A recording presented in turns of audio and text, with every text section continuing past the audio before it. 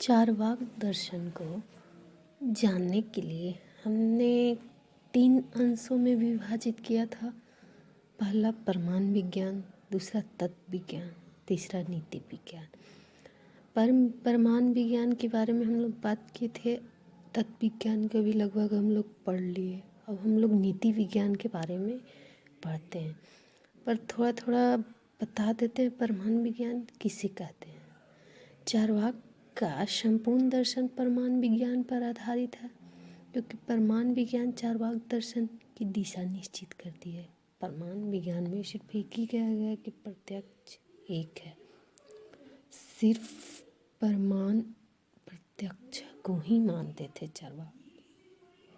प्रत्यक्षम प्रमाणम, सिर्फ चारवाक मानते थे, सिर्फ एक प्रमाण को, प्रत्यक्ष। इस पे बात किया गया था।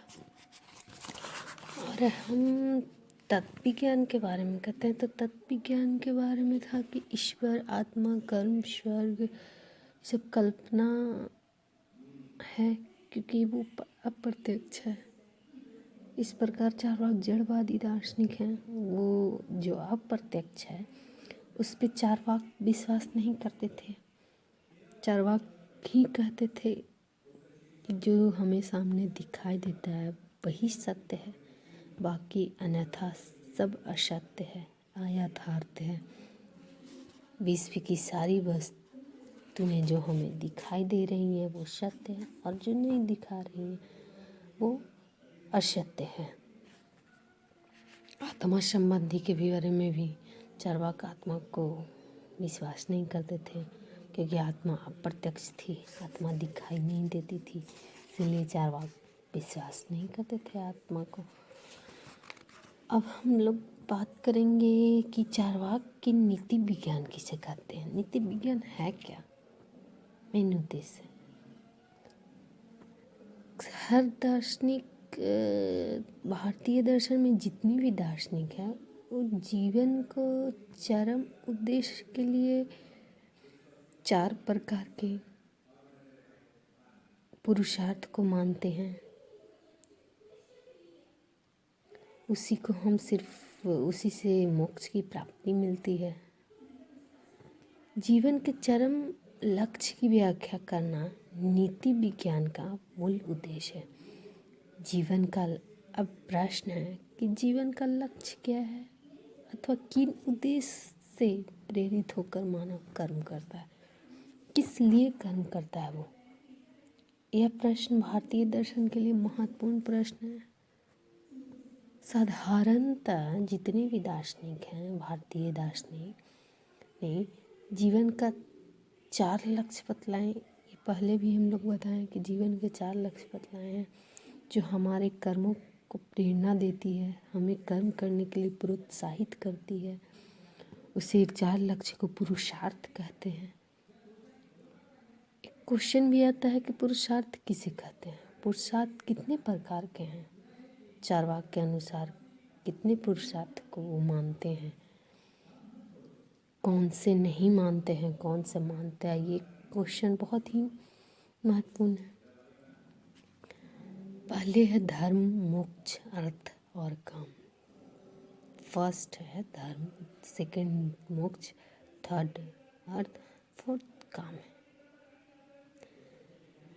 चारवाक जीवन के इन लक्ष्यों की परीक्षा कर सिद्ध करते हैं कि उनमें सिर्फ अर्थ और काम की मान्यता दी, क्योंकि चारवाक सुखवादी थे। उनका ही उद्देश्य था खाओ पियो मौज करो। चारवाक के अनुसार धर्म मानव के कर्मों का लक्ष्य नहीं है।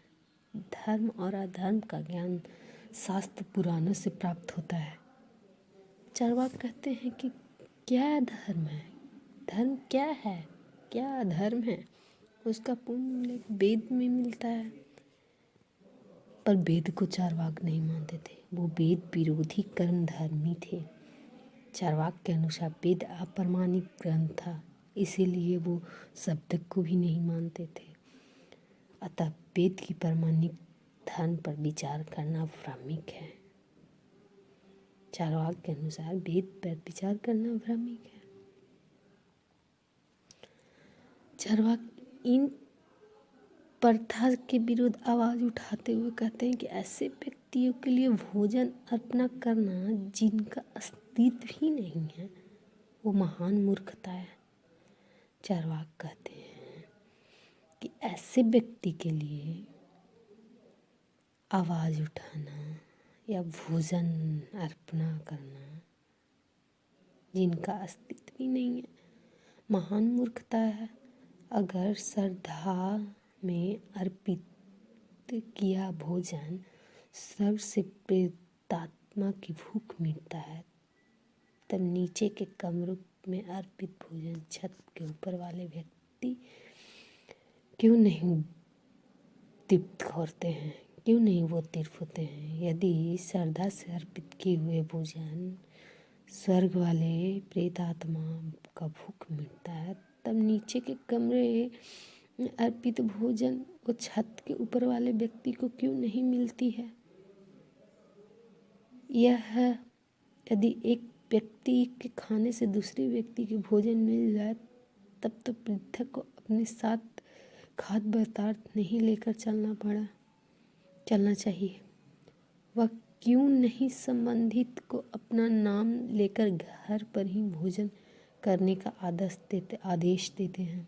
कहते हैं कि एक व्यक्ति के खाने से दूसरे व्यक्ति की भोजन मिट जाती है तब तो पृथक जो राही चल रहे हैं वो खाद्य पदार्थ लेके नहीं चलते।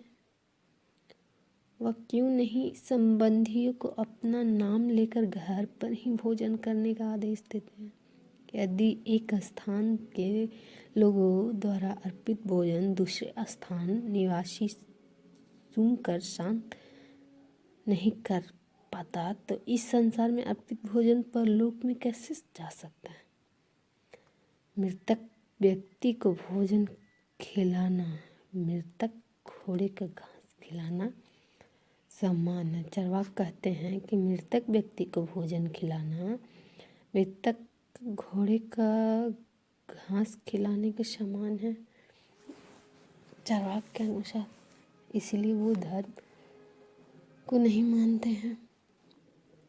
पशु बलि जैसे हिंसात्मक और निर्दोष कार्य का समर्थन प्रामाणिकता के लिए ब्राह्मणों जिन्हें चार्वाक निश्चर कहता है वह एक उपस्थित किया है। उनका तर्क है कि बलि का पशु स्वर्ग जाता है। यदि ऐसी बात है तो क्यों नहीं अपने बूढ़े माता पिता को बलि देकर उन्हें स्वर्ग में दिया जाए। ऐसे कहना महान मूर्खता है। चार्वाक के विचार क्रांतिकारी प्रेरित होते हैं। धर्म के साथ साथ चार्वाक धर्म रीति रिवाज का भी खंडन करते हैं। चार्वाक दार्शनिक का विचार क्रांतिकारी होता है यानी सब लोग बोलते हैं कि एक क्रांतिकारी विचार है पर धर्म के साथ साथ अधर्म रीति रिवाज का भी खंडन करता है। इस साथ ही सभी प्रकार के नैतिक नियमों का खंडन हो जाता है। चार्वाक कर्म सिद्धांतों का जो कुछ दर्शन में धर्म का स्थान लेते हैं चार्वाक कर्म सिद्धांत का जो कुछ दर्शनों में धर्म का स्थान लेते हैं खंडन करते हैं। कर्म सिद्धांत के अनुसार शुभ कर्मों के लिए शुभ और अशुभ कर्मों के लिए करने के लिए दुख की प्रेरित होती है। कर्म सिद्धांत का ज्ञान प्रत्यक्ष नहीं होता इसलिए चार्वाक सिद्धांत निषेध करते। मोक्ष का भी चार्वाक स्वीकार नहीं करते हैं। चार्वाक दार्शनिक मोक्ष को भी स्वीकार नहीं करते हैं। मोक्ष का अर्थ है दुख के विनाश। आत्मा मोक्ष को अपनाती है। चार्वाक के अनुसार आत्मा के नाम की सत्ता नहीं है। आत्मा नहीं है तो मोक्ष की प्राप्ति किससे होगी। इसलिए चार्वाक मोक्ष का भी खंडन करते हैं। धर्म और मोक्ष का खंडन कर चार्वाक अर्थ और काम का ही जीवन का लक्ष्य स्वीकार करते हैं। मनुष्य के जीवन का अर्थ का महत्वपूर्ण स्थान है। मानव धन के उपार्जन के लिए निरंतर प्रयत्नशील रहता है। मनुष्य संसार के जितने भी व्यक्ति हैं उनके अनुसार धन के लिए, उपार्जन के लिए निरंतर प्रयत्नशील कर। धन कमाने के लिए ही व्यक्ति अलग अलग कार्यों में संलग्न रहता है, परंतु अर्थ को चरवाक जीवन का लक्ष्य नहीं मानता। अर्थ की उपयोगिता इसीलिए है कि यह सुख अथवा काम की होती है। धन का मूल अपने आप में नहीं, बल्कि इसका मूल सुख के साधन के लिए होता है। इसलिए काम का वो चरम पुरुषार्थ मानते हैं। कहा है काम एकम पुरुषार्थम। सच पूछा जाए तो चार्वाक के अनुसार काम की प्राप्ति ही जीवन का एकमात्र उद्देश्य है।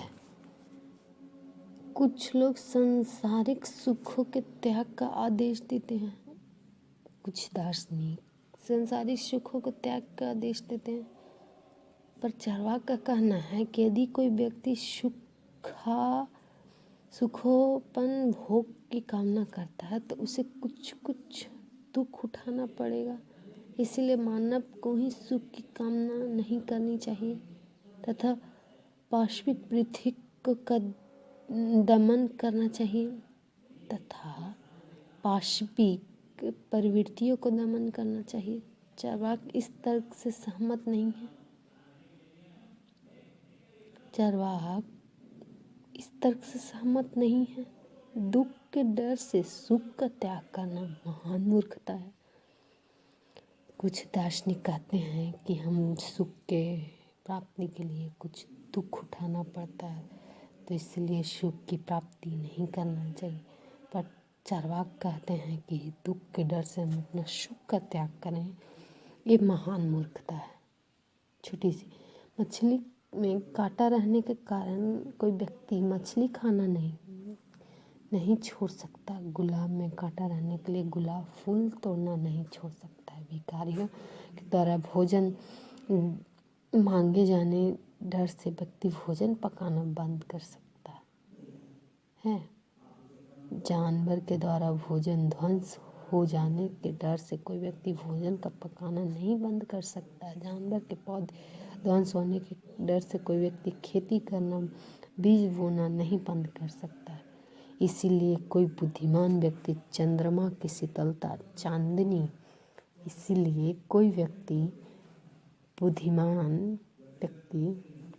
चंद्रमा की शीतलता चांदनी से आनंद पाना नहीं छोड़ सकता है।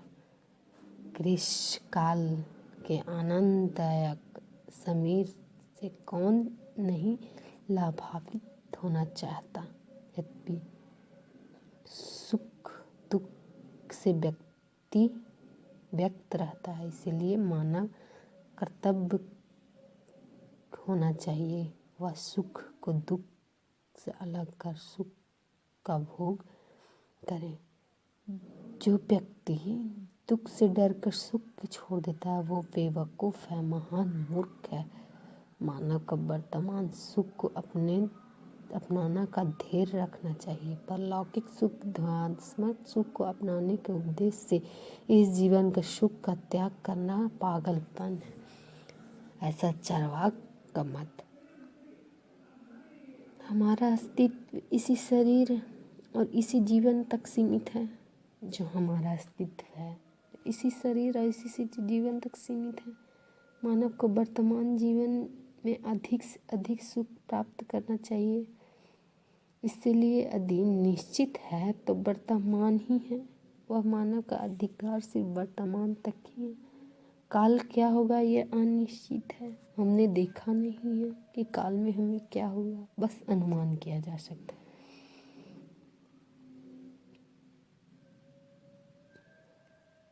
हाथ की एक चिड़िया झाड़ी की दो चिड़िया से कहीं अच्छी है। अतः वर्तमान सुख का उपभोग करना वांछनीय है। इसीलिए सुख को छोड़ सुख की कामना करना सचमुच आदृश्यता। चार्वाक के अनुसार सुख ही वर्तमान का जीवन। सुख को छोड़कर मूलतः किसी भी चीज़ पर ध्यान नहीं देना चाहिए। चार्वाक का समाज दर्शन भी सुखवादी दृष्टि को स्पष्ट करता है। वह एक ऐसे समाज को सृष्टि करना चाहते हैं जिसमें ईश्वर, स्वर्ग, नर्क, धर्म का नहीं हो तथा जिसमें मनुष्य निजी सुख के लिए प्रयत्नशील करता है। वही चार्वाक का जड़वादी समाज जाति भेद का श्रेय नहीं देता, जिसके फलस्वरूप ऊंचा और नीचा का भेद अपने आप खंडित हो जाती है। इसीलिए चार्वाक दर्शन जड़वादी हैं, वो सुखवादी हैं, वो एक परमाणु को मानते हैं। वो उनका उद्देश्य है खाओ पियो मौज करो।